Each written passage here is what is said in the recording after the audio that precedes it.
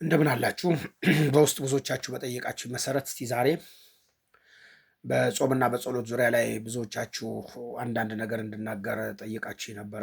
እኔ ያው እንደምታውቁት ብዙም የሃይማኖት መምህር አይደለሁም፣ ግን ያው እንደማነበው እንደምረዳውና እነ ጠቢቡ ሰለሞንም ጥንት አባቶቻችን እነ ተዋናይም አብዛኛው ጥበብ ነክ የሆኑ መጽሐፎች ወይም የአባቶቻችን እውቀት በጾም ዙሪያ ላይ ከፍተኛ የሆነ እንትን አላቸው፣ እምነት አላቸው። ጾምና ጸሎት ሁለቱ ተለያይተው የሚሄዱ ነገሮች አይደሉም። ግን ጾም ብቻውን ምንድን ነው፣ ጸሎት ብቻውን ምንድን ነው የሚለውን ለያይተን እናያለን። ጾምና ጸሎት ተለያይተው የሚሄዱ ነገሮች እንድታስቡ ሊሄዱ የሚችሉ ነገሮች እንዳልሆኑ አንደርስታንድ እንድታደርጉ ይፈልጋለሁ።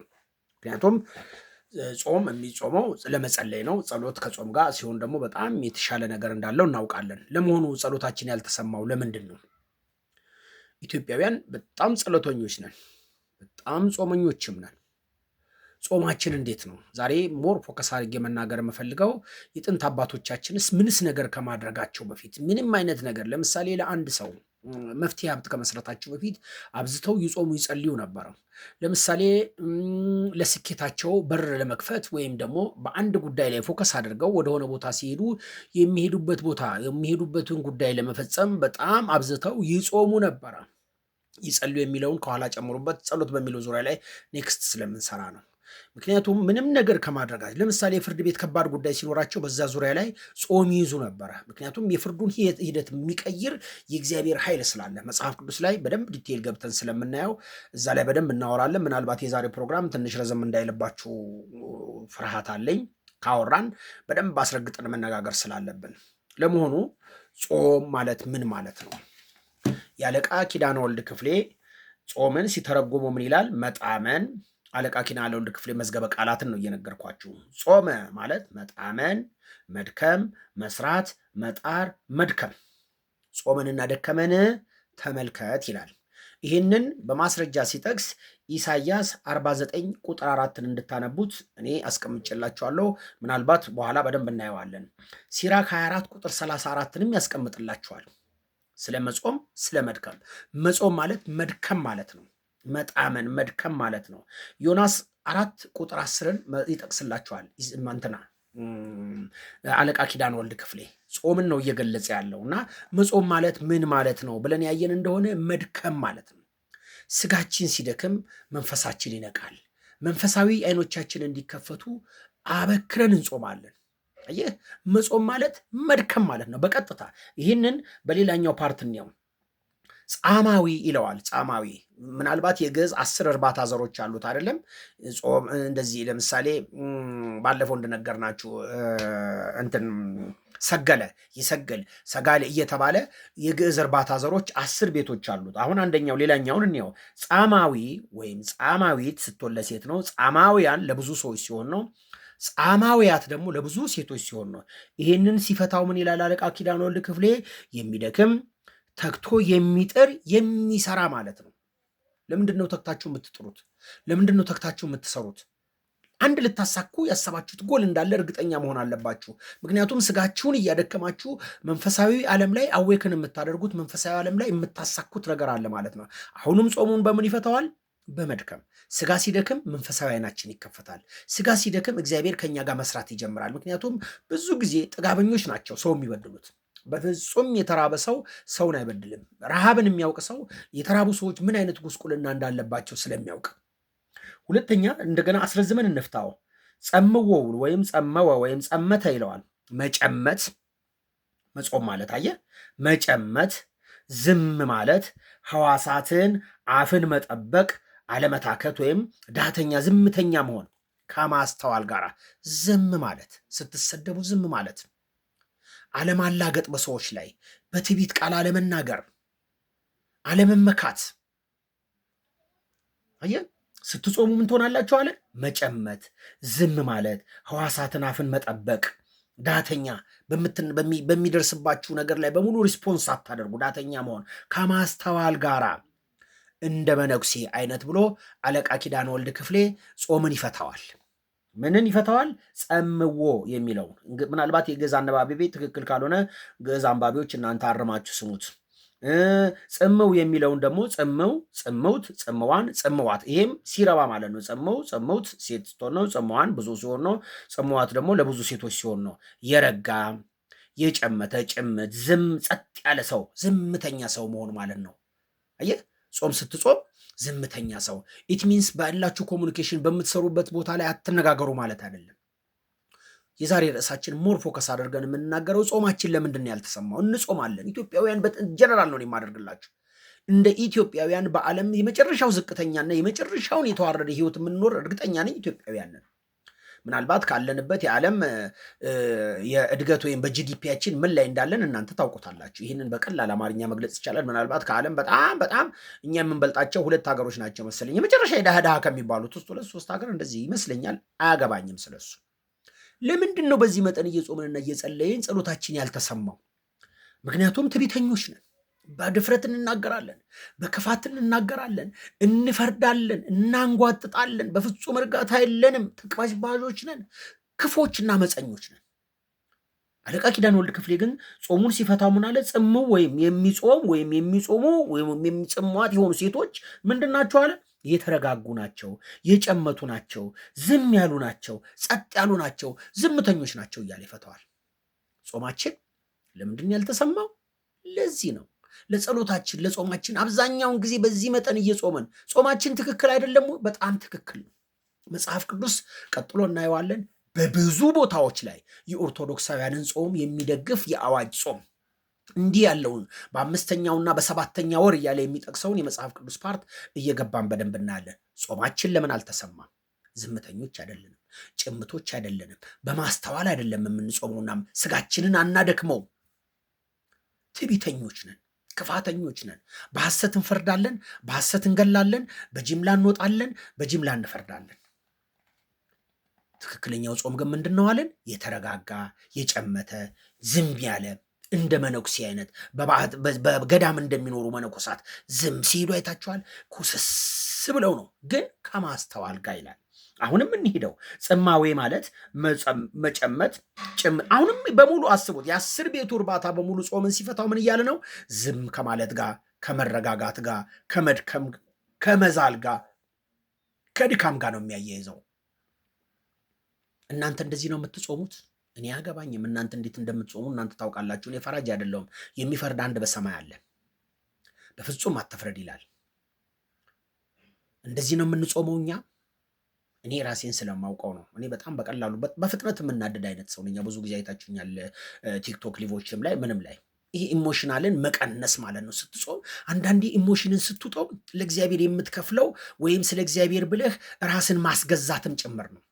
ዝም ማለት ራስ ማስገዛት አይገርማችሁ?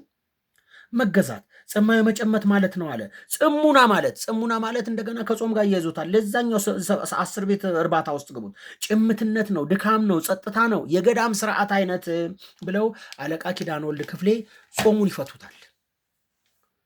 ጾሙን በ10 ቤት እርባታው ሲፈቱት ከመጸመት ጋር፣ ከዝም ከማለት ጋር፣ ከቅንነት ጋር፣ ከትዕግስተኝነት ጋር፣ ራስን ከማድከም ጋር አለቃ ኪዳነ ወልድ ክፍሌ ይፈቱታል። ጾማችን ለምን አልተሰማም? በዚህ መልኩ ነው የምትጾሙት እናንተ? አለቃ ኪዳነ ወልድ ክፍሌ በነገሯችሁ በዚህ መሰረት ነው እየፈታችሁ እየጾማችሁት ያላችሁት? አላውቅም። አሁን የጀመርነው ጾም አዲስ ጾም ነው። የመጀመሪያው ሳምንት ነው፣ 2ኛ ቀን ነው አይደለም? ምናልባት ከእንግዲህ በኋላ ያለንን ጾም በምን አይነት መጾም እንዳለብን ይሄንን 2 ወር ኩዳዴን በደንብ አድርገን እንሰራለን። ምን ላይ መጾም አለብን? ስንጾም እንዴት ነው? በችግሮቻችን ላይ፣ በድህነታችን ላይ፣ በሀብት ላይ፣ ለልጆች ስኬታቸው፣ ለትምህርት ቤታቸው ስኬት፣ ልጆቻችሁን ሰክሰስፉል ለማድረግ የራሳችሁ ህይወት የተመሰቃቀለውን ህይወታችሁን ሪስቶር ለማድረግ ብዙዎቻችሁ አይነ ጥላ እያላችሁ የምትናገሩ ሰዎች፣ አይነ ጥላ የሚባል ልክ ነው ያስኬዳል በእናንተና በድሎቻችሁ። ያንን እንዴት እናስወግደዋለን? ከጾም ጋር በተያያዘ በስንት ቀን ጸሎትና በስንት ቀን 2 ወር ሙሉ ለዛ እናደርገዋለን። 2 ወሩን ስንጾም ከፋፍለን እንጾም። ግማሾቹ ከሀብት ጋር በተያያዘ፣ ግማሾቹ ከአይነ ጥላችሁ ጋር በተያያዘ በየገዳማቱ እየተንከራተታችሁ መነኮሳቶችን አታሰቿቸው። የዘጉትን መነኮሳት አታሰቿቸው። እስቲችን 2 ወር ተጠቀሙባት። 7ቱን ቀን ላይነጥላችሁ፣ 7ቱን ቀን ለስኬታችሁ፣ 7ቱን ቀን ለልጆቻችሁ፣ 7ቱን ቀን እያላችሁ እየከፋፈላችሁ ስጋችሁን እያደከማችሁ አንደበታችሁን እየገታችሁ እየገራችሁ አዛኞች፣ ጨዋዎች፣ ዝምተኞች በመሆን የመነኩሴ አይነት ስርዓት ዝም በማለት አንገት በመድፋት እስቲ ጾሙን እንጾመው ከፋፍለ ነው። ኢትዮጵያ ኦርቶዶክስ ተዋሕዶ ቤተክርስቲያን የሚገርም የሚገራርም ድንቅ ድንቅ ሚስጥር አላት። እነዚህን ነገሮች በትነው ስላልነገሩን፣ በእነዚህ ዙሪያ ላይ ተበትኖ ትምህርት ስላልተሰጠን ጾመን ደክመን ባክነን ግማሾቻችን ከጾሙ ጋር መንዝረን፣ ግማሾቻችን ከጾሙ ጋር ተሳድበን፣ ግማሾቻችን ከጾሙ ጋር ተደባድበን፣ ግማሾቻችን ከጾሙ ጋር ሰርቀን፣ ግማሾቻችን ከጾሙ ጋር ድሆችን አጎሳቁለን ቀምተን ሲፈሰግ ከሌሊቱ 9 ሰዓት ተነስተን ዶሯችንን በልተን እንደገና ኖርማል ህይወታችንን እንቀጥላለን። ስትጾሙ እንደዚህ ጾሙ። ስጋችሁን አድክሙት፣ ዝም በሉ፣ አድክሙት። ጾመ ማለት ደከመ ማለት ነው። ስጋችሁን አድክሙት። ስጋ ነው የሚደክመው። ስጋ ሲደክም መንፈሳዊ ኃይላችሁ ይጨምራል። የተናገራችሁት ሁሉ ኃይል ይኖረዋል። የምትናገሩት ቃል በእያንዳንዱ ውስጥ እንደነ ዮናስ ትንቢትን ትናገራላችሁ። እንደነ ሙሴ የተጎሳቆሉ የተፈረደባቸው የተፍገመገሙትን ታነሳላችሁ። ከጭንቀታቸው ትፈውሳላችሁ። እንደነ ዳንኤል ከአንበሳ ጉድጓድ ውስጥ ብትጣሉ እንኳን ትወጣላችሁ። እንደነ ጳውሎስና ሲላስ በእስር ቤት ብትጣሉ እንኳን ሰንሰለቱ ይወልቅላችኋል። ጾማችሁን እንደ ግብዞች አትጾሙ። ስጋችሁን አድክሙት። ለመታየት አይደለም፣ ከምር ጾሙ። እስቲ ወደ መጽሐፍ ቅዱሱ ገብተን አንዳንድ ቦታዎችን ስለ ጾም እንይ። እስቲ በዳዊት ላይ የሆነውን ነገር እንይ። ዳዊት 100 አለቃ ኦሪዮንን ሚስት በጣም ተመኝቷት፣ ያው የሆነውን ነገር እናንተ ታውቃላችሁ። ልበ አምላክ ዳዊት ከኦሪዮን ሚስት ጋር ያው ያደረገውን አደረገ። ይሄንን ነገር ብዙም በዚህ በእንትኑ ሰዓት ላይ ብዙም ከዚህም የበለጠ ቃላቶችን እናገራለን። በእርግጥ እግዚአብሔር ይቅር ይበለንና ዳዊትም ከኦሪዮን ሚስት ጋር ተኝቶ ነበርና የኦሪዮን ልጅ ተወለደለት። ለዳዊት ልጅ ተወለደለት። ከማን? ከኦሪዮን ሚስት። እና ዳዊት ይላል ሁለተኛ ሳሙኤል ምዕራፍ 12 ከቁጥር 16 ነው የጀመርኩላችሁ። ዳዊትም ስለ ሕፃኑ ይኸውልህ ናታንም ከ15 ብጀምረው ናታንም ወደ ቤቱ ተመለሰ። እግዚአብሔርም የኦሪዮን ሚስት ለዳዊት የወለደችውን ሕፃን ቀሰፈ፣ እጅግም ታሞ ነበር ይላል። ዳዊትም ስለ ሕፃኑ እግዚአብሔርን ለመነ። ዳዊትም ጾመ፣ ገብቶም በመሬት ላይ ተኛ። ራሱን እንዴት እንዳዋረዳያችሁ። እንደኛ አይደለም አልጋ ላይ እየተኛ ምናምን አይደለም። በዛ መጠን ውረዱ እያልኳቸው አይደለም። ሁሉም ሰው በሚችለው መጠን ነው የሚያደርገው። ጾመ፣ መሬት ላይ ገብቶ ተኛ። የቤቱም ሽማግሌዎች ተነስተው ከመደራነሱ ዘንድ በአጠገቡ ቆሙ። እርሱ ግን እምቢ አለ። ከእነርሱም ጋር እንጀራ አልበላም። በሰባተኛው ቀኑ ሕፃኑ ሞተ። የዳዊት ባሪያዎች ሕፃኑ በሕይወት ሳለ ብንነግረው አልሰማንም። ይልቁንስ ሕፃኑ እንደሞተ ብንነግረው እንዴት ይሆን? በነፍሱ ክፉ ያደርጋል ብለው ሕፃኑ እንደሞተ ይነግሩት ዘንድ ፈሩ። ዳዊትም ባሪያዎቹ በሹክሹክታ ሲነጋገሩ ባየ ጊዜ ዳዊት ሕፃኑ እንደሞተ አወቀ። ዳዊትም ባሪያዎቹን ሕፃኑ ሞቷል አላቸው። እነርሱም አዎ ሞቷል አሉት። ዳዊትም ከምድር ተነስቶ ታጠበ፣ ተቀባም፣ ልብሱንም ለወጠ። ወደ እግዚአብሔርም ቤት ገብቶ ሰገደ። ወደ ቤቱም መጣ፣ እንጀራ አምጡልኝ አለ። በፊቱም አቀረቡለት፣ በላ ጠጣም። እነዛ ቅድም ሲያጉረመሩ የነበሩ ሽማግሌዎች አሁን ደግሞ ምን እንዳሉ ታውቃላችሁ? ባሪያዎቹም ይህ ያደረግከው ምንድን ነው? በሕይወት ሳለ ስለ ሕፃኑ ጾምህና አለቀስክ፣ ከሞተ በኋላ ግን ተነስተህ እንጀራ በላህ አሉት። አየህ ሰው እንዴት እንደሚፈርድ አየህ። ዳዊት የጾመው ሕፃኑን ወደ ጤንነት ለመመለስ ነበረ። ከሞተ በኋላ ወደ እግዚአብሔር የተወሰደን ነገር ምንም ልታደርግለት አትችልም። በሕይወት ሳላችሁ ነው የምትጾሙት አይደለም? በሕይወት ሳላችሁ ነው ለራሳችሁም ለቤተሰቦቻችሁም ለስኬቶቻችሁም የምትጾሙት አይደለም? ያ ነገር ኦልሞስት ካለፈ በኋላ ስላለፈው ስለከሰርከው ስለተገለበጠብህ መኪና ትጸልያለህ እንዴ? ስለከሰርከው ኪሳራ እንደገና ሰርቫይቭ በሌላ መልኩ እንዴት ሰርቫይቭ እንደምታደርግ ትጾማለህ፣ ትጸልያለህ እንጂ ስላጣኸው ነገር ላይ መከራ ታያለህ እንዴ? ዳዊት ያደረገው ይሄንን ነው። እነሱ ግን አጉረመረሙ። መጀመሪያ ጾመህ ነበረ በሕይወት እያለ፣ ከሞተ በኋላ ነበር መጾም የነበረበት። ሰው እንደዚህ ይፈርዳል። ሕፃኑ በሕይወት ሳለ እግዚአብሔር ይምረኝ በላህ አሉት። እርሱም አለ ዳዊት እንዲህ ብሎ መለሰላቸው፣ ሕፃኑ በሕይወት ሳለ እግዚአብሔር ይምረኝ፣ ሕፃኑንም በሕይወት ይኖር እንደሆነ ማን ያውቃል ብዬ ጾምኩ አለቀስኩም። አሁን ግን ሞቷል። የምጾመው ስለምንድር ነው? በውኑ መልሰው ዘንድ ይቻለኛልን? እኔ ወደ እርሱ ሄዳለሁ እንጂ እርሱ ወደ እኔ አይመለስም አለ ይላል። አያችሁ እዚህ ጋር የምትጾሙለት አንድ ዓላማ አለ። ብዙ ጊዜ ቲክቶክ ሊቭ ላይ ብዙ ጊዜ በዚህ ዙሪያ ላይ ተነጋግረናል። የምትጾሙት ለምንድን ነው? የምትጸልዩት ለምንድን ነው? ብዙዎቻችን ስለሚጾም ብቻ እንጾማለን። ስለሚጾም ብቻ። ስትጾሙ ጾማችሁን ተጠቀሙት። ምናልባት እኔ ሊቭ ላይ ብዙ የምትገቡ ልጆች ከዚህ በፊት ብዙ ጊዜ አወርተናል። ጾም ዓላማ አለው። ለምሳሌ በዚህ በአባቶቻችን እውቀት ዙሪያ ላይ የሚጾምበት ምክንያት አለው። ለምሳሌ አንድ ልታሳኩ የምታስቡት ነገር ሲኖር ሱባኤ ይገባል። ሱባኤ ያዝ ይላል ራሱ። ሱባኤ ትይዛለህ። ለምሳሌ እንደ ተዋናይ በደመና ለመጫን ዝም ተብሎ ደመና ላይ ተወጥቶ አይኬድም። ተዋናይ እዛሽ ደመና ላይ ለመጫን ምን ያህል ቀን መከራ እንዳየ እናንተ ታውቃላችሁ። ሙሴ 40 ቀንና 40 ሌሊት ጾመ ነው የሚለው አይደለም? ከዛ በኋላስ እግዚአብሔር ተገለጠለት። አየህ፣ እግዚአብሔር እንዲገለጥልህ ሁልጊዜም የምትጾሙት ጾም ዓላማ ይኑረው። ዓላማ ሊኖረው ይገባል። በከንቱ አታድክሙ፣ ስጋችሁን በከንቱ አትድክሙ ይላል አይደል? ዓላማ ይኑረው። ዳዊት ልጁን በሕይወት ለመመለስ እግዚአብሔር እሱንም ስላመነዘረው ስለሰራው ኃጢአት የኦርዮኑን ሚስት ስለመድፈሩ ስለ ክፋቱ ይምረኝ ዘንድ ጾምኩኝ፣ አለቀስኩኝ፣ ጸለይኩኝ። አሁን ልጁ የለም ሞቷል። እኔ ወደ ሕፃኑ ሄዳለሁ እንጂ ሕፃኑ ወደ እኔ አይመጣም። ስለዚህ ከእንግዲህ በኋላ የምጾምለት ነገር የለም። ጾም እንደዚህ ነው። የምትጾሙለት ዓላማ ይኖራችሁ ፕሊስ። ግብዝነት በሌለው ለሰዎች በሚታይ መልኩ ባልሆነ መልኩ ስጋችሁን እያደከማችሁ ነፍሳችሁን እያነቃችሁ ከእግዚአብሔር ጋር በውስጣችሁ መነጋገር ማለት ነው። ለእያንዳንዱ ነገር ሪስፖንስ አታደርጉ። ከሁሉ በላይ ፎከስ እንድታደርጉ የምፈልገው ነገር የምትጾሙለት ዓላማ ያስፈልጋችኋል። ይሄ 2 ወር ኩዳዴ በጣም የሚገርም ጊዜ ነው ለኦርቶዶክሳውያን። ጾማችሁን ከድካም ጋር አድርጉት። ጾማችሁን ከምጽዋት ጋር አድርጉት። ጾማችሁን በስኬቶቻችሁ ላይ ስሩት። ከፋፍሉት። አይነ ጥላ አለባችሁ፣ ለአይነ ጥላችሁ፣ ለስኬታችሁ፣ ለቀጠራችሁ፣ የውጭ ጉዞ ምናልባት የምትመኙ ሰዎች ከዛ ጋር በተያያዘ ሱባኤ የያዙለት 7 ብትከፍሉት ምናልባት 52ቱን ቀን በ7 ብትከፍሉት 7 ሱባኤ ይወጣዋል። 55 ቀን ነው አይደል የኛ ጾም? 7 ሱባኤ ይኖራችኋል ማለት ነው። በ7 ትልልቅ ዓላማዎች ላይ መጾም ትችላላችሁ። በ7 ትልልቅ አጀንዳዎች ላይ መጾም ትችላላችሁ። እና ጾማችሁ ስጋችሁ እስኪደክም ድረስ ይሁን። እስኪደክም ጾመ ማለት ደከመ ጭምር ስለሆነ እንቀጥላለን ወደ ሌላኛው መጽሐፍ ቅዱስ ቃል።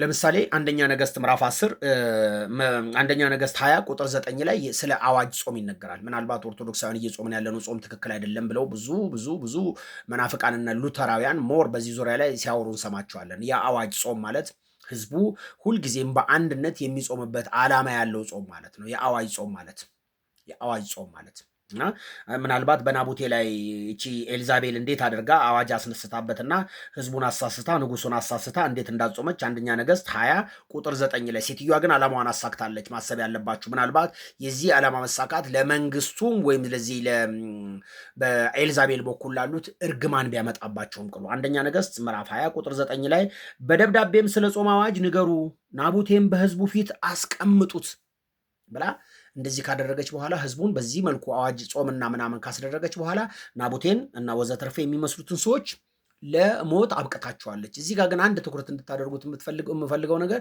ስለ አዋጅ ጾም ነው። አዋጅ ጾም አለ? አዎ አለ። መጽሐፍ ቅዱስ ላይ በጣም ብዙ ቦታ ላይ ተጠቅሷል የአዋጅ ጾም። በዚህ አዋጅ ጾም ውስጥ እናንተ አንድ ነገር አሁንም ፎከስ እንድታደርጉ የምንፈልገው ጾማችን ለምን አልተሰማም? አይደለም እንጾማለን፣ ኢትዮጵያውያን በዚህ መልኩ እንጾማለን፣ ህይወታችን ለምን እንዲሆነ አይደለም እያወራን ያለ ነው። ስለዚህ ጾማችሁ ከምን ጋር መሆን አለበት? ጾመ ማለት ደከመ ማለት ነው። ስጋችሁን አድክሙት፣ መንፈሳችሁን አንቁት። እንቀጥላለን። እስቲ ስለ አዋጅ ጾም አሁን የምንጨምርበት። በነገራችን ላይ እዚህ ላይ አንድ ነገር ትኩረት አድርጋችሁ እንድትሰሙ የምፈልገው ነገር አለ። የአዋጅ ጾም እና ጾሙ አንዲትን ሀገር እንዴት ሊታደግ እንደሚችል እዚህ ጋር የምናስተውልበት ነው። ሁለተኛ ዜና ምዕራፍ 20 ከቁጥር 2 እንጀምረው። ምክንያቱም ታሪኩን በደንብ እንድናየው ስለሚያስፈልግ። ስትጾሙ ዓላማ ይኖራችሁ ነው የዋናው የኔ አጀንዳ። ጾማችሁ ዓላማ ሊኖረው ይገባል። ልታሳኩት ከእግዚአብሔር የምትጠይቁት ነገር ሊኖር ይገባል። ሀብት ይሆን፣ ብልጽግና ይሁን፣ ከጉስቁልናችሁ ማገገም ይሁን፣ አይነ ጥላ ከምትሉት መዳን ይሁን፣ ወዘተርፈ ከምትሉት የውጭ ጉዞ የምትመኙ ሰዎች፣ ነገራችሁ የተጨነጋገፈባችሁ ሰዎች፣ ኦብስታክል የበዛባችሁ ሰዎች፣ ትዳር የተሰነካከላባችሁ ሰዎች፣ ትዳራችሁን የፈታችሁ ሰዎች በዚህ ዙሪያ ላይ እንዴት እንጾማለን የሚለው ላይ ፎከስ እንድታደርጉ ስለምፈልግ ነው እነዚህን የመጽሐፍ ቅዱስ ቃሎች እየጠቀስኩላችኋለሁ። አሁን መጽሐፈ ዜና መዋዕል ካለ ወይም ሁለተኛው ዜና መዋዕል ከምዕራፍ 20 ከቁጥር 2 እንጀምር። ወረኛም መጥተው ከባህሩ ማዶ ከሶሪያ ታላቅ ሰራዊት መጥቶብሃል፣ እነሆ አይንጋዲ በተባለች በሐሴሶን ታማር ናቸው ብለው ለኢዮሳፍጥ ነገሩት። ኢዮሳፍጥም ፈራ፣ እግዚአብሔርንም ሊፈልግ ፊቱን አቀና፣ በይሁዳም ሁሉ ጾም አወጀ። ይሁዳም እግዚአብሔርን ይፈልግ ዘንድ ተከማቸ። አንድ ጥያቄ ፈራ፣ ከፍርሃቱ ለመዳን ጾም አወጀ። ይሁዳም እግዚአብሔርን ይፈልግ ዘንድ ተከማቸ። ከይሁዳ ከተሞችም ሁሉ እግዚአብሔርን ይፈልጉ ዘንድ መጡ። አሁን መጠየቅ ጀመሩ የይሁዳ ሰዎች።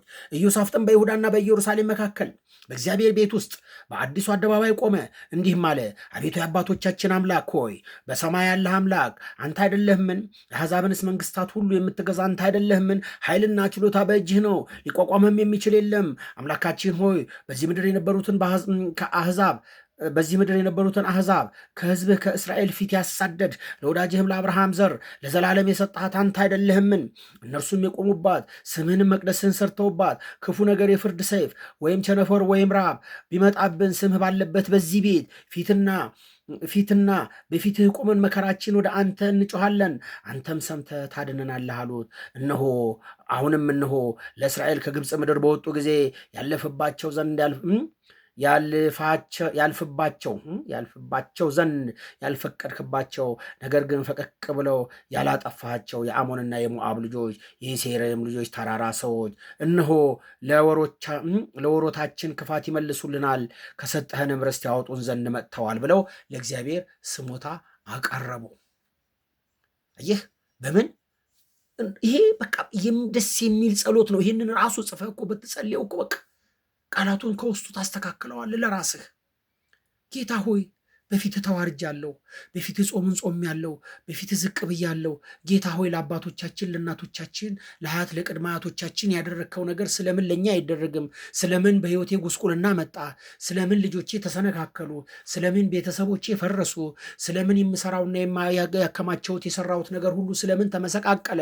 ጌታ ሆይ ለእናቶቻችን ለአባቶቻችን የማልከው መሐላ በእኔ ዘመን አይሰራም ወይ ብለህ ለእግዚአብሔር ስሞታ ታቀርባለህ እየጾምክ ስጋህን እያደከምክ ነፍስህን ከእግዚአብሔር ጋር እያገናኘህ። በጣም ደስ የሚል ቃል እኮ ነው። እዚህ ጋር ሰውነታችሁን ያወራችሁ ስለምን ለአባቶቻችን ለእናቶቻችን ለቅድመ አያቶቻችን ያደረግከው ነገር ይሄ ሆኖ ሳለ፣ ለእነ አብርሃም የገባኸው ቃል ይሄ ሆኖ ሳለ እነዚህ ሰዎች በፊታችን ቆሞ አስፈርተውናል ብለው የገቡበትን አጀንዳ እያችሁ ከፍርሃታቸው ለመዳን የእግዚአብሔርን እርዳታ ለመጸለይ እናንተ የምትጾሙትና የምትጸሉት ለዚህ ነው ወይስ መጾም ስለታለባችሁ ብቻ ትጾማላችሁ? ወይስ ኦርቶዶክሳውያን ብቻ ስለሆናችሁ? ኦርቶዶክስ ለኢትዮጵያውያን በሙሉ ይህንን ጾም ስታውጅ ምናልባት እስካሁን ስላልተነገረን በትክክል በዚህ መልኩ ስላልተብራራ ሊሆናል ይችላል እንጂ ዓመታችንን ሁሉ የረከስንባቸውን ዘመናችንን ሁሉ የቆሸሽንባቸውን የጎደለብንን ነገር በሙሉ በዚህ 2 ወር ጊዜ ውስጥ ከእግዚአብሔር ጋር እንድንነጋገር ነው። በችግሮቻችን ዙሪያ እናወራለን። ኑ እንዋቀስ ይላል የሰራዊት ጌታ እግዚአብሔር። ኑ እንዋቀስ። ችግሮቻችሁን ለእግዚአብሔር ንገሩት፣ አልቅሱ፣ ስጋችሁን አድክሙት፣ አዋርዱት፣ ዝም በሉ። እስቲ ወደ ሌላኛው መጽሐፍ ቅዱስ ቃል እንሄድ። ዕዝራ 8:20 እናንተ በደንብ ታዩታላችሁ፣ ገብታችሁት። በጣም ደስ የሚል ነገር ነው። አሁን እየነገርኳችሁ ያለሁትን አስቡት፣ አእምሯችሁ ውስጥ አስቀምጡት። የምትጾሙለትና የምትጾሙበት ዓላማ እንዳላችሁ ነው እየነገርኳችሁ ያለሁት። ስትጾሙ ለዓይነ ጥላ ከሆነ በዓይነ ጥላ ዙሪያ ላይ ይህ በሚሄድበት ሁሉ ኦብስታክል እየሆነ የሚያስቸግረኝን በምገባበት በመውጣበት ሁሉ አስቀድሞ እየገባ በሰዎች ፊት ሞገስ የሚያሳጣኝን በምራመድበትና ከሰዎች ጋር በምነጋገርበት ሁሉ እየገባ ቃላቴን የሚያደበላልቅ ይህ ከክፉ የሆነ መንፈስ ከኔ ርቅ ዘንድ እግዚአብሔር አምላክ ሆይ በእነዚህ 7 ቀናቶች ውስጥ ካንተ መልስ እጠብቃለሁ፣ ይህንንም ከኔ ቁረጥ ብላችሁ ልትጾሙና ልትጸሉ ይገባል የሚለው ነው እየነገርኳችሁ ያለሁት። ዕዝራ ምዕራፍ 8 ቁጥር 21 ላይ ይላል። ምን ይላል? አሁንም እንድታስቡ እንፈልገው። በአምላካችን ፊት ራሳችን እናዋረድ ዘንድ ከእርሱም የቀናውን መንገድ ለእኛና ለልጆቻችን ለንብረታችንም ሁሉ ልለምን ዘንድ በዚያ በአህዋ ወንዝ አጠገብ ጾም አወጅኩ ይላል። ምን ሊሆን አለ? ለእኛና ለልጆቻችን ለንብረታችንም ሁሉ እንለምን ዘንድ በዚያ በአህዋ ወንዝ አጠገብ ጾም አወጅኩ ይላል። ዕዝራ ምዕራፍ 8 ቁጥር 21። ዕዝራ 8:23 ላይ እንዲህ ብሎ ይጨምራል። ስለዚህም ነገር ጾምን፣ ወደ እግዚአብሔርም ለመንን፣ እርሱም ተለመንን። ስለዚህም ነገር ለእግዚአብሔር ጾምን፣ ወደ እግዚአብሔርም ለመንን፣ እርሱም ተለመነን። በድካም የምትጸልዩትን በድካም የምትጾሙትን ጾም በመድከም የምትጾሙትን ጾም እግዚአብሔር ይሰማል። የኛ አምላክ ጣዖት አይደለም። የማይሰማ አምላክ የለንም። ሙሴን የሰማ እነ አብርሃምን የሰማ እነ ያዕቆብን የሰማ እነ ዳንኤልን ከአንበሳ ጉድጓድ ያወጣ ጳውሎስና ሲላስን ሰንሰለታቸውን እስራቸውን የበጠሰ የሰራዊት ጌታ እግዚአብሔር ይሰማል። እንዴት እንደምትጾሙ ካወቃችሁ፣ እንዴት እንደምትጠይቁ ካወቃችሁ፣ ስለዚህ ጥያቄያችሁን አቅርባችሁ በእግዚአብሔር ፊት ጹሙ። በጥያቄያችሁ ላይ፣ በስብራታችሁ ላይ፣ በጉዳታችሁ ላይ ጹሙበት፣ ጸልዩበት። እንቀጥላለን። እንግዲህ ነህምያ ምዕራፍ 1 ቁጥር 4 ላይ እንዲህ ይላል። እናንተ ገብታችሁ ከስሩ አንብቡት። ነህምያ 1 ቁጥር 4 ላይ ይህንንም ቃል በሰማው ጊዜ ይህንንም ቃል እሱ የሰማውን ቃል ብዙ ሰዓቱ እንዳይረዝምባችሁ ብዬ ነው። ይህንንም ቃል በሰማው ጊዜ ተቀምጬ አለቀስኩ። ስለሰማው ቃል ነው ተቀምጦ ያለቀሰው። አያሌ ቀንም ማዘን ነበረ። በሰማይም አምላክ ፊት እጾምና እጸልይ ነበረ። ስለምን? ስለሰማው ቃል። አያሌ ቀናት ልትጾሙ ከፊታችሁ አለ። ስለሰማችሁ ስለሆነባችሁ ነገር ጾሙና ጸልዩ። ጾማችሁን ከድካም ጋር አድርጉት። አስቴር ለምሳሌ መጽሐፍ አስቴር 4:3 ላይ የንጉሱ ትእዛዝና አዋጅ ስለ አዋጅ ጾም እዚህ ጋር እየወሰዳችሁ የንጉሱ ትእዛዝና አዋጅ በደረሰበት ሀገር ሁሉ በአይሁድ ላይ ታላቅ ሐዘንና ጾም ለቅሶና ዋይታም ሆነ። ብዙዎችም ማቅና አመድ አነጠፉ እያለ ይቀጥልላቸዋል። መዝሙረኛው ዳዊት ደግሞ ይመጣልሃል ስለ ጾም። በጣም እዚህ ዙሪያ ላይ በጣም ብዙ አሉ። መዝሙረ ዳዊት ምዕራፍ 17 ቁጥር 12 ላይ እርሱም ንጥቂያን እንደሚናፍቅ እንደ አንበሳ ተሸጉጦም ይላል። እስቲ መዝሙረ ዳዊት ምዕራፍ 35 ቁጥር 13 ላይ ነው። መዝሙረ ዳዊት ምዕራፍ 35 ቁጥር እኔስ እነርሱ በታመሙ ጊዜ ማቅ ለበስኩ፣ ነፍሴንም በጾም አደከምኳት፣ ጸሎቴም ወደ ብብቴ ተመለሰ። እነማ በታመሙ ጊዜ? እነርሱ በታመሙ ጊዜ ማቅ ለበስኩ። ስለዚህ የታመሙትን ለመፈወስ ዳዊት ይጾም ነበር። አንተስ ለምንድን ነው የምትጾመው?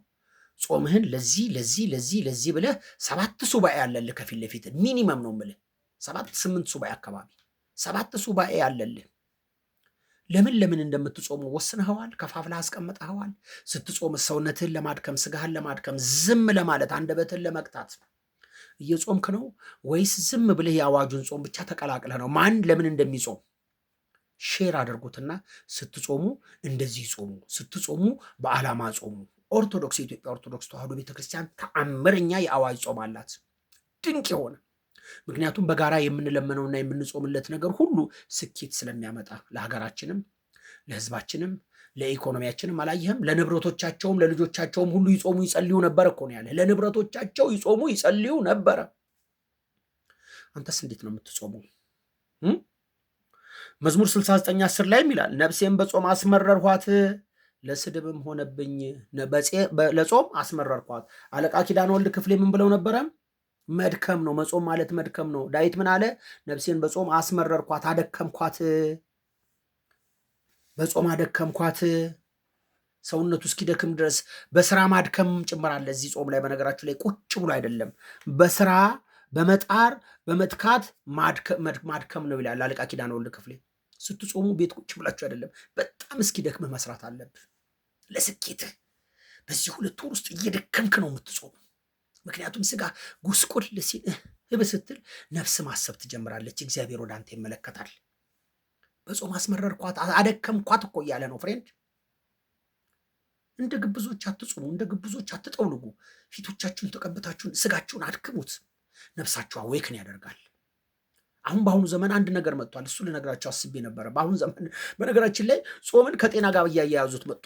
ምክንያቱም ምናልባት አስተውላችሁ ከሆነ እግዚአብሔርና በሰው ልጆች መካከል ተገብቶ የነበረውን ቃል ኪዳን፣ በኖህ ዘመን የመጣውን ቃል ኪዳን፣ ይሄ ቀስተ ደመና ምን አድርገው እንደወሰዱት ታውቃላችሁ አይደለም? ይሄ ኤልጂቢቲ ነው ምናምን የሚባሉት እነዚህ ግብረ ሰዶማውያን አርማቸው አደረጉት።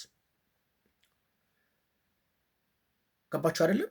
ግብረ ሶዶማውያን እግዚአብሔር በሰው ልጆችና በኖህ መካከል ገብቶት የነበረው ወይም በእግዚአብሔርና በሰው ልጆች መካከል ተገብቶ የነበረውን ያችን የቃል ኪዳን አርማ የቃል ኪዳን ምልክት ኤልጂቢቲዎች መጡና አርማቸው አደረጉት።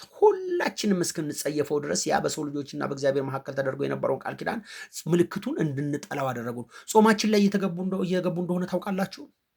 በቃ መጾም እኮ ሆድ ውስጥ ላለ በባክቴሪያ አሪፍ ነው ይልሃል።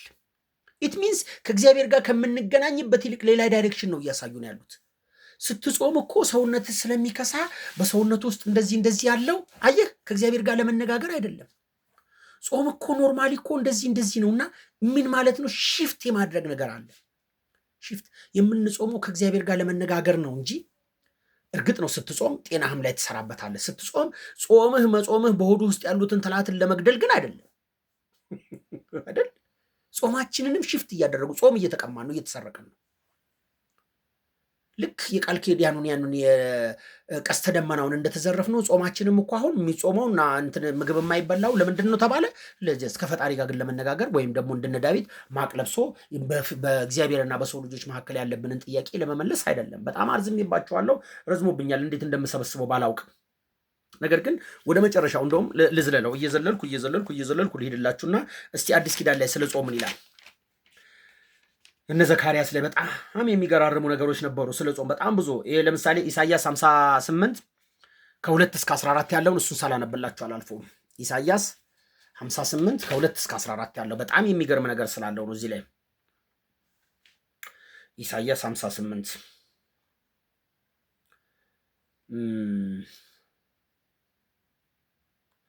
በጣም ደስ የሚል ነገር ነው። ከሁለት አድርጌዋለሁ። እሱን ላንብብላችሁና አዲስ ኪዳን ላይ እንገባለን። ኢሳይያስ 58 ከሁለት እንጀምረው። ነገር ግን ዕለት ዕለት ይሹኛል፣ መንገዴን የሚያውቁ ዘንድ ይወዳሉ። ጽድቅን እንዳደረጉ አምላካቸውንም ፍርድ እንዳልተው ሕዝብ እውነተኛ ፍርድ ይለምኑኛል። ወደ እግዚአብሔርም ለመቅረብ ይወዳሉ። ስለምን ጾምን? አንተንም አልተመለከትከንም። እኛ እንደዚህ ነው እያልን ያለ ነው። እግዚአብሔርን ይውላችሁ። ስለምን ጾምን? አንተም አልተመለከትከንም። ሰውነታችንን ስለምን አዋረድን? አንተም አላወቅከንም ይላሉ። እነሆ በጾማችሁ ቀን ፈቃዳችሁን ታደርጋላችሁ፣ ሰራተኞቻችሁንም ሁሉ ታስጨንቃላችሁ ይላችኋል የሰራዊት ጌታ እግዚአብሔር። በጾማችሁ ቀን ፈቃዳችሁን ታደርጋላችሁ፣ ሰራተኞቻችሁንም ሁሉ ታስጨንቃላችሁ። እነሆ ለጥልና ለክርክር ትጾማላችሁ፣ በግፍ ጡጫም ትማታላችሁ። ድምፃችሁንም ወደ ላይ ብታሳሰሙ ዘንድ ዛሬ እንደምትጾሙት አትጾሙም። እኔ የመረጥኩት ጾም ይህ ነውን? ይላል የሰራዊት ጌታ እግዚአብሔር። ሰውስ ነፍሱን የሚያዋርደው እንደዚህ ባለ ቀን ነውን? በውኑ ራስን እንደ እንግጫ ዝቅ ያደርግ ዘንድ ማቅንና አመድንም በበታቹ ያነጥፍ ዘንድ ነውን? በውኑ ይህንን ጾም በእግዚአብሔር ዘንድ የተወደደ ቀን ነው ትለዋለህን? እኔስ የመረጥኩት ጾም ይህ ነው ይልሃል የሰራዊት ጌታ እግዚአብሔር። እኔስ የመረጥኩት ጾም ይህ አይደለምን? የበደልን እስራት ትፈቱ ዘንድ፣ የቀንበርንስ ጠፍር ትለቁ ዘንድ፣ የተገረፉትን አርነት ትሰዱ ዘንድ፣ ቀንበሩንስ ሁሉ ትሰብሩ ዘንድ አይደለምን? እንጀራህንስ ለተራበ ትቆርስ ዘንድ፣ ስደተኞችን ድሆችን ወደ ቤት ታገባ ዘንድ፣ የተራቆተውንስ ብታይ ታለብሰው ዘንድ፣ ከስጋ ዘመድህ እንዳትሸሽግ አይደለምን? የዚያን ጊዜ ብርሃንህ እንደ ንጋት ይበራል፣ ፈውስም ፈጥኖ ይበቅላል፣ ጽድቅህም በፊት ይሄዳል፣ የእግዚአብሔርንም ክብር ከኋላ ሆኖ ይጠብቅሃል። የዚያን ጊዜ ትጠራለህ፣ እግዚአብሔርም ይሰማሃል፣ ትጮኻለህ፣ እርሱም እንሆኝ ይልሃል። ከመካከል ቀንበርን ብታርቅ ጣትህንም መጥቀስ ብትተው ባታንጎራጉርም ነፍስህንም ለተራበ ብታፈስ የተጨነቀውንም ነፍስ ብታጠግ ብርሃንህ በጨለማ ይወጣል፣ ጨለማህም ቀንበር እንደ ቀትር ይሆናል። በጣም ልብ ይነካል። እግዚአብሔር ሁልጊዜ ይመርሃል፣ ነፍስንም በመልካም ነገር ያጠግባል፣ አጥንትንም ያጠናል። አንተንም እንደሚጠጣ ገነት ውሃም እንደማያቋርጥ ምንጭ ትሆናለህ። ከድሮ ዘመን የፈረሱ ስፍራዎች ይሰራሉ። የፈረሰባቸው ቅድም ያልኳቸው ነው። ከድሮ ዘመን የፈረሱ ስፍራዎች ይሰራሉ፣ የብዙ ትውልድ መሰረት ይታነጻል። አንተም ሰባራውን ጠጋኝ የመኖሪያ መንገድህን አዳሽ ትባላለህ ይላል። አይገርምም? እውነት ሀርት ተችንግ ልብ የሚነካ እንዲህ ነው የምትጾሙት። ዝም ብለህ 2 ወር ኩዳዴ ጾምኩ ብለህ አታጉረምርም። በጣም ራስን እንደ ጻድቅ አትቁጠር። እዛ ጋር የተራበ ወንድምህ የሚበላው አጥቶ አትመጻደቅ። ሱፍ እየለበስክ በየሜዳው አትውረግረግበን ፍሬንድ። ካባ እየለበስክ አታስመስል፣ አትቀማ። በባልንጀራ ላይ ክፋትን እየሰራህ እየቀማህ እያሟረትክ ከሚሰራበት ቦታ እያፈናቀልክ የሰው ኑሮ እያመሰቃቀልክ የራስህን ቤትህን ሰላም እየነሳህ እየጠገብክ እየተደባደብክ እየተሳደብክ ጾምኩ አትበለን። ካባ ለብሳችሁ እናንተም አትመጻደቁብን። ምዕመኑ እንዴት መጾም እንዳለበት አስተምሩት ፕሊስ። በጣም አርዝሜዋለሁ። ልብ ይነካል። ጾም እንደዚህ ነው። ዓላማ አይኖራችሁ። የተሰበረውን ትጠግናለህ፣ ያጣውን ታማልሳለህ፣ መንገድህን ከፊት ታጸናለህ። አየኸው ኢሳያስ 58 ነው። ኢሳያስ 58 ከ2 ጀምሮ አንብቡት። በማርያም እንዴት ደስ ይላል ጾም። እንደው በማርያም ኢሳያስ 58ን አንብቡት። ሁሉንም ባነባቸው እንዴት ቃል ያጥራል። የተሰበረ መንገድህን ጠጋኝ ትባላለህ ይልሃል የሰራዊት ጌታ እግዚአብሔር። የተመሰቃቀለ ህይወትን ታቀናለህ። የተራቡትን የተጎሳቆሉትን እንደው ትንሽም ቢሆን እኮ ነው። መቼም እኛ ኢትዮጵያውያን በአሁኑ ሰዓት ካለን ከኢኮኖሚያችን አኳያ አም ቬሪ ሶሪ ለራሳችን ተርፎ የምንሰጥ አይደል። ቢሆንም አዲስ ኪዳን ላይ ልግባና አሳጥረዋለሁ። በነገራችን ላይ ማቴዎስ 6 ከ17 እስከ 18ም አንድ አዲስ ኪዳን ላይ የተጻፈ የጾም አይነት አለ። አንተ ግን ስትጦም በስውር ላለው አባት ጦም እንጂ እንደ ጦመኛ ለሰዎች እንዳትታይ ራስህን ተቀባ፣ ፊትህንም ታጠብ፣ በስውር የሚያባትህ በግልጥ ይከፍልሃል ይላል። ይሄ ማለት ምን ማለት ነው? ምናልባት ሰውነታችሁ ሲጎሰቁል ምናምን ለማስመሰል በጣም ጻድቅ ለመምሰል አትሞክሩ እየተባለ ነው። ይህ በግ ለምድ አትልበሱ ማለት ነው። ሰውነታችሁን ተቀባብታችሁ በእግዚአብሔር ፊት በሰዎች ፊት እንደዚህ፣ በእግዚአብሔር ፊት ግን የተሰበረ መንፈሳችሁን እንድታሳዩ የሚናገር ነው። በጣም ቅድም እንዳነበብኩላችሁ እንደ ኢሳያስ 58 ያለ ቃል ግን አንድ ቃል ልናገርና የዛሬውን ፓርት ልዝጋው። የትኛው ነው ያላችሁ እንደሆነ ማቴዎስ 17 ከ14 እስከ 21 ላንብብላችሁ። ማቴዎስ 17 ከ14 ነው ልጀምሮ የፈለግኩት። ምናልባት እዚህ ጋር በጣም የሚናገረው ነገር ስላለ ነው። ይህንን ለምብብና ልጨርስላችሁ። ማቴዎስ 17 ከ14 ልጀምረው። ወደ ህዝቡም ሲደርሱ አንድ ሰው ወደ እርሱ አቀረቡና ተንበርክኮ ጌታ ሆይ ልጄን ማርልኝ፣ በጨረቃ እየተነሳበት ክፉኛ ይሰቃያልና ብዙ ጊዜ በእሳት ብዙ ጊዜም በውሃ ይወድቃልና ወደ ደቀ መዛሙርትህም አመጣሁት፣ ሊፈውሱትም አቃታቸው አለው። ኢየሱስም መልሶ የማታምን ጠማማ ትውልድ ወይም እስከ መቼ ከእናንተ ጋር እኖራለሁ? እስከ መቼ ስታገሳለሁ? ወደዚህ ወደ እኔ አምጡት አለ። ምክንያቱም ሐዋርያቱ ይህንን እንዴት ማድረግ እንደነበረባቸው በዘመናቸው ሁሉ በጉዟቸው ሁሉ ሲያስተምራቸው ነበር ክርስቶስ። በጣም ያበሳጫል። አንዳንዴ ሁላችንም እንደዚህ ሊሆን ነው። በውስጣችን ውስጥ ያለች ትንሽዬ አይነ ጥላ ማዳን አቅቶናል። ትንሽዬ አይነ ጥላ የምትባል በሽታ አለብኝ ብለው በየገዳሙ ስትንከራተት ትከርማለህ። የማታምን ጠማማ ትውልዱ ይላል ጌታ ኢየሱስ ክርስቶስ። አይነ ጥላ አለብህ። በ7 ቀን ሱባኤ አይነ ጥላ ማለት እንደ ስሙ አይነ ጥላ ነው። ፍጥጥ ብለህ ካየው ዙር የሚል ነው። ፍጥጥ እንደዚህ በቃ ጥላ ታውቃለህ። ብርሃን ካወጣህበት ከውስጥ ብርሃን ከወጣ ያ ጥላ በአንተ ፊት ሊቆም አይችልም። ጥላ ማለት ነው ዝም ብሎ ከኋላ እንደ ፈሪ የሚከተልህ ማለት ነው። ጥላ ብርሃን ሲወጣበት የሚጠፋ ማለት ነው። እና ኢየሱስ ክርስቶስ በጣም ተበሳጨ። እዚህ ጋር እንግዲህ እንደዛ ነው። ኢየሱስ መልሶ የማታምን ጠማማ ትውልድ ሆይ እስከ መቼ ከእናንተ ጋር እኖራለሁ? እስከ መቼ ስታገሳችኋለሁ? ወደዚህ ወደ እኔ አምጡት አለ። ኢየሱስም ገሰጸው፣ ጋኔኑም ከእርሱ ወጣ። ብላቴናውም ከዛ ሰዓት ጀምሮ ተፈወሰ። ከዚህ በኋላ ደቀ መዛሙርቱ ብቻቸውን ወደ ኢየሱስ ቀረቡና እኛ ልናወጣ ያልቻልነው ስለምን ነው አሉት። ኢየሱስም ስለ እምነታቸው ማነስ ነው። እውነት እላችኋለሁ የሰናፍጭ ቅንጣት የሚያህል እምነት ቢኖራችሁ ይህንን ተራራ ወደዚያ ስፍራ አለፍ ብትሉት ያልፋል፣ የሚሳናቸውም ነገር የለም።